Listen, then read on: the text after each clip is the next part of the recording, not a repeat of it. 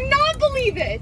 I don't give two but I am telling you right. The woman in the now viral clip depicting her mid-meltdown aboard an American Airlines flight has now been identified as Tiffany Gomez, a 38-year-old marketing executive. All passengers on the flight were forced to deplane after Gomez suggested something was unsafe about the flight. Gomez seemed genuinely afraid of whatever she thinks she saw on the back of the plane. She begged airport employees not to let it take off. I don't care if I'm ever gonna fly with y'all ever again. I want to know what happens to this flight right here. Do not let that flight leave. Being dead serious. Do not let that flight leave. Yesterday, Gomez spoke out for the first time since the viral moment, apologizing for her actions. Let's watch. Well, it has been really comical for everyone, and I have highly enjoyed so many of the memes. On the flip side, it is very invasive and unkind, and I don't know what I would do without the love and support of my friends and family. They are loyal to a fault, and I don't know what I did to deserve them. Sorry, y'all. I hope that I can use this experience and do a little bit of good in the world, and that is what I intend to do. I hope that you guys can accept my apology and I can begin to move on with my life. Users online are unsatisfied with Gomez's lack of explanation for her behavior. Some believe she's being forced to hide whatever it is that she saw. Quote, she sounded genuinely terrified of something she saw on the plane, #UFOs. That's one perspective. Here's my perspective. Sure. This woman was drunk. She held up people for hours. Do we know that she was under the influence of alcohol? That's what the police report says. Police say, and that's what I'm betting was the case. She held up this flight for hours on behalf of all those passengers and on behalf of passengers everywhere. I firmly reject her apology. She should. I would. If I was that airline, I would say you are never allowed to sit. You cannot fly with us ever again. I would. All airlines should. She can take the frickin' bus for the rest of her life after that. And that was the lamest apology I've ever seen. Yeah, it's like the memes are funny and I've been harassed. You can't.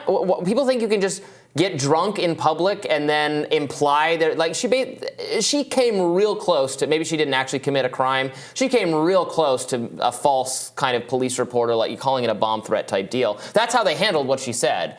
Maybe it didn't technically cross any legal line, fine, but there have to be consequences for that kind of behavior. Shunning, no more flying. I mean, people need to get where they're going.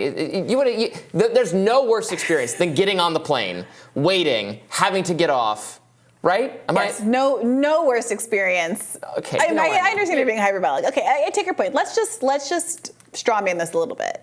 Okay, let's say that everything you say is true, that you're right. That this is a society.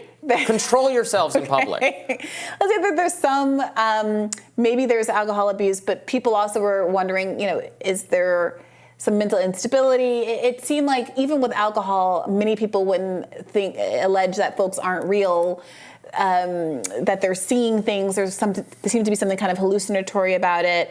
And do we have any sympathy for the idea that somebody might be having a mental health episode, whether or not it's alcohol induced or fueled, but having a mental health episode that happens to be caught online?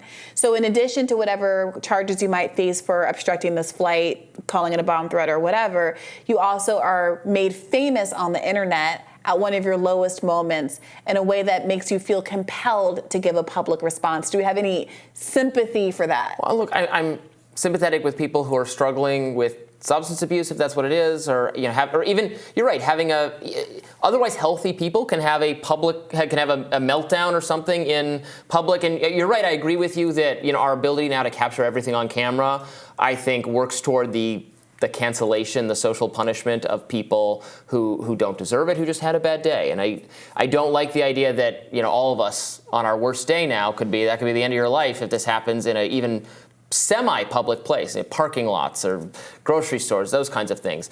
This is different because this also was deeply inconvenient. The word inconvenient is insufficient. Because I could have been on that plane. I a plane is a confined area. It's not. You don't want to be. You want to be on the plane for as little time as possible.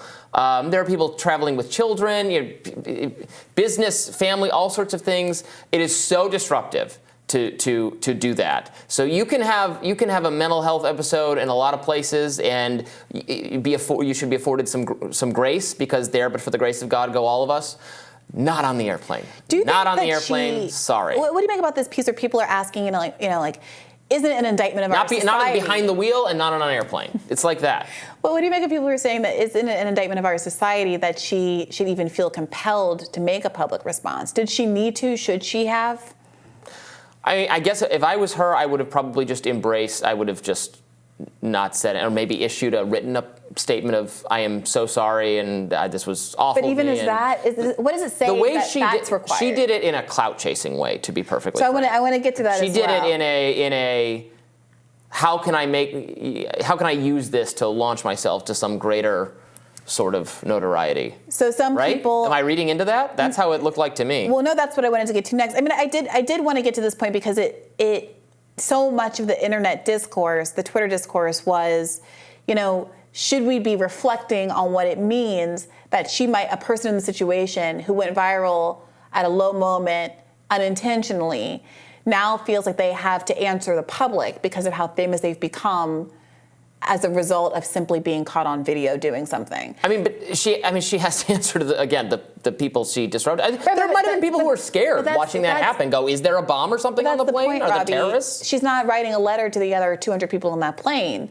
or doing a TikTok to those people. Effectively, no way to do that. It's the idea that she is having to answer to the millions upon millions of people who have now seen that video and have spent weeks trying to track down her identity, trying to figure out what she really saw. People who are supportive of her, who are like, there really was a lizard man on the plane. Let's get to the bottom of it. Hashtag UFO, whatever it is.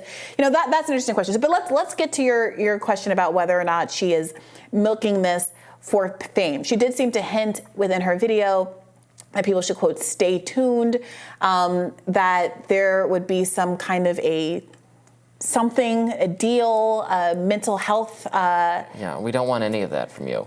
We just want an apology.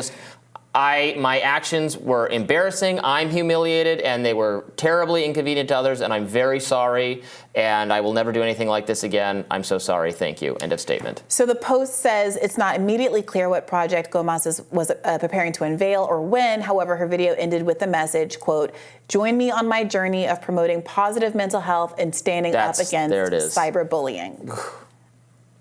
Standing up against, she's not she is a victim of cyberbullying, I'm sure to some degree. I'm sure she got death threats. I'm sure she got angry, but she did do a bad thing. Like, you can't get behind the wheel of a car drunk, crash it, and then Robby, be like, I had a mental health episode, sorry. She did not do something equivalent to driving drunk and hurting other people. Yes, it is inconvenient. I just was kept on the tarmac for, I think, 3 or 4 hours on my way back from Boston a couple of weeks ago. I was very irritated. But there's this question, like, are we getting disproportionate amounts of kind of punishment or public censorship or public cancellation because of the nature of viral moments that are unfair to individuals who are now having to answer to more people, have a higher platform, be vulnerable to more bullying than they would have if they just had to contend with the 200 people in that flight being very upset with them and being investigated by the police?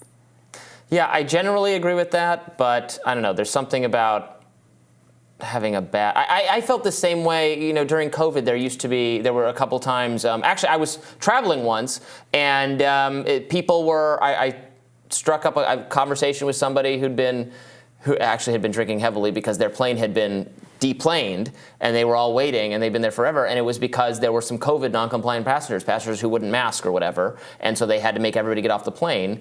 And even though, again, I'm, as you know, very sympathetic to the will not be masked people, not on the plane. That's imposing suffering on innocent third-party bystanders. All right. Well, let us know what you think in the comments.